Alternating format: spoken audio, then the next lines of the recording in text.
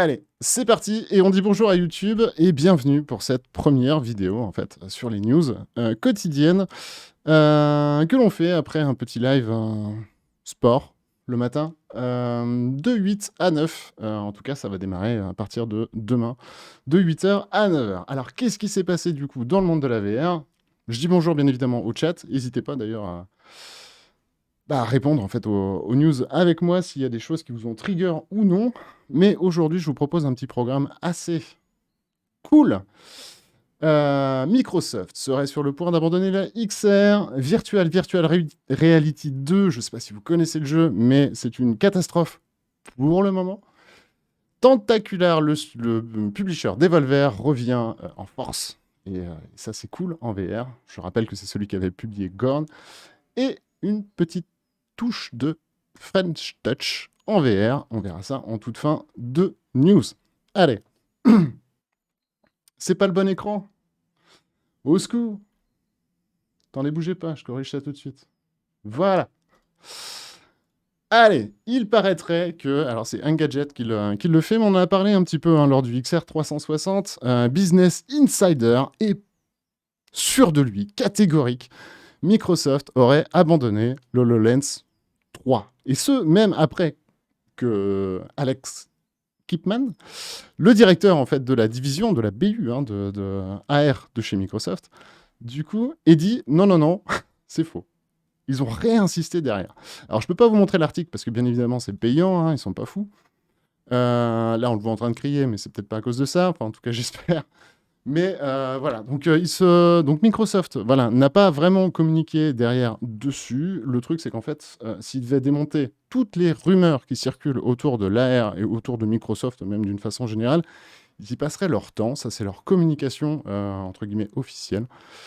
Après, on va avoir beaucoup de news courantes cette année sur justement Microsoft, la réalité mixte, la réalité virtuelle, ce genre de choses. On devrait avoir des choses. Sachez qu'au mois de mai, ETR fera une Game Jam d'ailleurs en partenariat avec Microsoft sur la XR. C'est dire à quel point ils l'abandonnent. Rien d'annoncé, pas de hardware, tout ça, mais est-ce qu'ils nous financeraient une Game Jam si jamais ils avaient abandonné la XR? Est-ce qu'ils auraient acheté 70 milliards de dollars des studios s'ils avaient abandonné l'idée de faire de la XR dans un métaverse? Je vous laisse seul juge. En tout cas, pour ma part, les infos coïncident plutôt bien sur le fait que, non. Alors peut-être que l'HoloLens 3, par contre, en version grand public, lui, n'existera pas. Et c'est peut-être ça qu'ils ont annulé, au profit d'une version pro, encore pour cette année. On rappelle que l'HoloLens est un format casque, et que le grand public attend quand même un format un petit peu plus en côté form factor, un form factor de lunettes, plutôt qu'un casque, et surtout le prix. Le prix d'un HoloLens n'est pas du tout un tarif grand public, vu qu'on est aux alentours des 2500-3000 euros en fonction des taxes. Ils vont financer la Game Jam 70 milliards d'euros, ouais, c'est ça. On aimerait bien, Non, mais en tout cas, c'est très, très cool. Allez, je sais pas ce que vous en pensez, mais en tout cas, on va passer sur la news suivante. Grosse déception pour ma part, Virtual Reality 2. Alors, je sais pas si vous avez connu le 1. Mais le 1 était déjà fou. Le 1, le but, c'était un petit peu d'échapper à la matrice, d'échapper à son employeur, on va dire ça comme ça. Mais c'était vraiment Inception, VR Inception. Du coup, c'était hyper bien ficelé. C'était plein de petits scénarios, un petit peu à la Accounting Plus également. Le seul reproche qu'on lui avait fait à l'époque, c'était du coup pas de VF. Ça, c'était un petit peu dommage pour un jeu qui justement a pas mal de narration et pas mal d'humour. Eh bien, Virtual Reality 2 est sorti. Je ne vous le conseille pas. Pourquoi? Pas parce que le jeu est mauvais, mais juste que le jeu est sorti buggé. Mais alors buggé comme jamais. Hop, on va se passer les images en même temps. Hop. Le jeu est donc sorti buggé, mais alors buggé comme jamais. Il est injouable. Et ça pose, ça pose plus d'un problème. Je crois que les reviews sont vraiment pas bonnes du tout. Le studio a bien évidemment communiqué dessus. Ils mettront à peu près 2 semaines à vraiment tout patcher. Donc, voilà, si vous voulez le faire, n'hésitez pas, foncez dessus. Mais faites-le qu'à partir du moment où il sera patché, parce que clairement, dans l'état, vous allez juste vous gâcher l'expérience. Vous avez des scènes en fait qui ne sont pas trigger, qui ne sont pas déclenchées. Donc clairement, du coup, pour la suite du jeu, c'est juste pas possible. Des dialogues qui ne se lancent pas, des voix aussi qui n'apparaissent pas.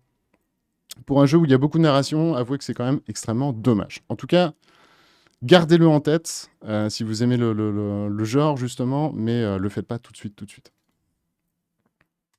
Voilà, c'était une petite déception. Par contre, dans le très cool, je ne sais pas si vous connaissez le publisher Devolver, hyper déjanté, hein, c'est celui qui, en VR, du coup, a fait Gorn. Gorn, ce jeu de gladiateur à fort potentiel défoulatoire, pardon, je vais y arriver. Fort potentiel défoulatoire, extrêmement violent. Enfin voilà, Devolver, ce sont des déjantés. Et là, ils reviennent depuis quelques jours maintenant avec Tentacular. Et Tentacular, c'est quoi? Eh ben, c'est déjà un petit site plutôt sympa qui réutilise, hein, comme vous le voyez du coup à l'écran, tous les assets 3D un petit peu du jeu. Donc on voit que on va pouvoir naviguer dans une ville. On voit que on peut incarner le bonhomme. On peut incarner, pardon, les tentacules. Hop. Et donc l'idée, ça va être bien évidemment de foutre la zouze dans la ville, mais aussi de pouvoir aider en fait, hein, tout simplement les citoyens de cette ville. On n'en sait pas vraiment beaucoup plus, mais ça risque d'être plutôt fun. En tout cas, c'est ce que Devolver nous promet, d'avoir un gameplay à base de, vous savez, ventouses autour des tentacules. Donc très axé physique et interaction autour de ça. Là aussi, je ne sais pas ce que vous en pensez. Mais pour moi, je trouve ça plutôt cool et on l'attend dans la rédac avec impatience. Allez, news suivante. Et là, celle-là, elle fait plaisir. C'est la French Touch. Attendez, excusez-moi, je prends un coup de café. Vous pouvez retrouver depuis peu un bundle fait par 4 studios français. Hyper cool. Ragnarok, fait par Wanadev. King Pong, par Iconic. Massmaker, par Inner Space. Et Incarna Red, par Incarna Studio. Et c'est hyper quali. Ça vous fait 20% du coup de réduction au total sur le bundle, quasiment 15 euros. Mais clairement, vous avez 4 bons jeux issus du coup des indés français. Donc si ça vous tente, n'hésitez pas, c'est hyper classe. Et si vous voulez savoir un petit peu comment fonctionnent les jeux, vous retrouvez des lives, hein, typiquement sur King Pong, sur les chaînes secondaires, vous allez pouvoir le retrouver. Incarna Red, c'est le gagnant des ETR Rewards, quand même, rien que ça, de 2020. Massmaker, c'est une petite pépite, petit jeu d'énigmes, en fait. Enfin, en tout cas, grosse narration également. Pour le coup, il y a une VF, important à souligner. Et Ragnarok, on ne présente plus un jeu musical basé sur le métal. Des DLC, enfin des DLC, non, des ajouts en fait au fil du temps et au fil du jeu. On a rajouté plein de musique. C'est hyper cool. Course de Drakkar, multijoueur hein, bien sûr. Hein. Là vous avez 2 jeux multijoueurs, Ragnarok et King Pong. Et les 2 autres sont solo. Incarna Red, on précise que c'est un jeu qui peut également, enfin du moins qui a des opus dans les salles d'arcade. C'est un jeu complètement différent que vous faites dans les salles d'arcade, mais qui est vraiment cool aussi et qu'on vous conseille. Donc voilà. Et il y a également des customs pour Ragnarok. Merci beaucoup à Galian qui me le précise. Oui, il y a des custom songs pour Ragnarok. Faites juste gaffe aux custom songs. Du coup, les streamer, vous risquez un strike. Et sur les customs, vous pouvez pas jouer en multi. Parce que du coup, ça sous-entendrait que le studio cautionne. Et non. En France, pour utiliser les musiques, il faut payer bien cher. donc effectivement, le multi n'est pas accessible sur les custom songs. En tout cas, c'était la première vidéo. Alors pardonnez les boulettes, pardonnez s'il y a eu des bafouilles. On sortait d'une petite séance où on a un petit peu transpiré avant. Voilà, je sais pas trop ce que ça donne. Je vais le poster tel quel hein, sur YouTube dans un premier temps. Si ça vous a plu, n'hésitez pas à nous rejoindre en live. Du coup, toute la semaine, tous les soirs de la semaine, la Web TV s'agrandit encore. Hein. On fera une annonce là dans pas très longtemps.